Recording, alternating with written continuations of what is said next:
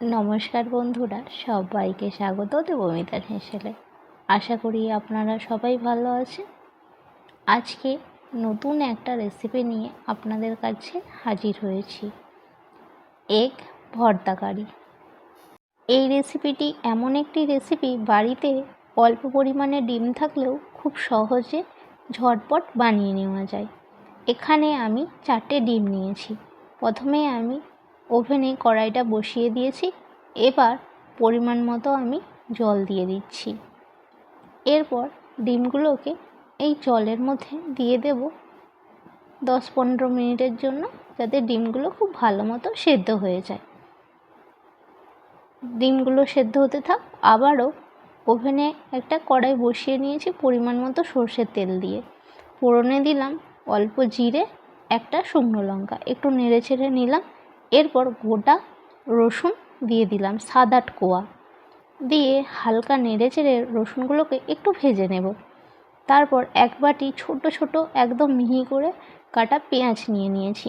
সেগুলোকে হালকা নেড়ে ছেড়ে নেব, যাতে রসুনের সাথে পেঁয়াজটা খুব ভালো মতো ভাজা হয়ে যায়। আর এখানে 2টো কাঁচা লঙ্কা একদম ছোট ছোট করে নিয়েছি, এগুলোকেও একটু ভেজে নেব। এরপর গুঁড়ো মশলা নিয়েছি 1/2 চামচ জিরে গুঁড়ো, 1 চামচ ধনে গুঁড়ো, আর পরিমাণ মতো লবণ ও হলুদ দিয়ে ভালো করে কষিয়ে নেব।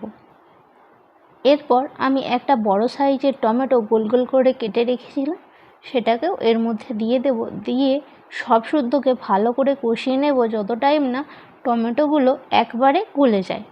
এবার কিছু টাইমের জন্য এটাকে ঢাকা দিয়ে রেখে দেবো, যত টাইম না এটা থেকে খুব ভালো মতো তেল ছেড়ে দেয়। এবার সেদ্ধ করা ডিমগুলো থেকে খোসা খুব ভালো মতো ছাড়িয়ে নেব। ছাড়িয়ে নিয়ে একটা পাত্রে রেখে দেব। তারপর ডিমগুলোকে একে একে একটা ছুরির সাহায্যে কেটে নেব। ঠিক এইভাবে আপনারা যেরকমভাবে শেপ দিতে পারেন। আমি এখানে গোল গোল করে কেটে নিয়েছি। আর এই রেসিপিটি রুটি, পরোটার সাথে দারুণ লাগে খেতে। একবার বাড়িতে ট্রাই করে দেখতে পারেন। এইগুলো সব কেটে নিন, আর ওদিকে দেখি মশলা থেকে তেল ছেড়েছে কিনা। দেখুন মশলা থেকে কত সুন্দরভাবে চারিদিকে তেল ছেড়ে দিয়েছে। একটু নাড়াচাড়া করে পরিমাণ মতো জল দিয়ে দেব, যাতে ঝোলটা খুব ভালো মতো ফুটে আসে। আমি এখানে 2 বাটি জল ইউজ করেছি।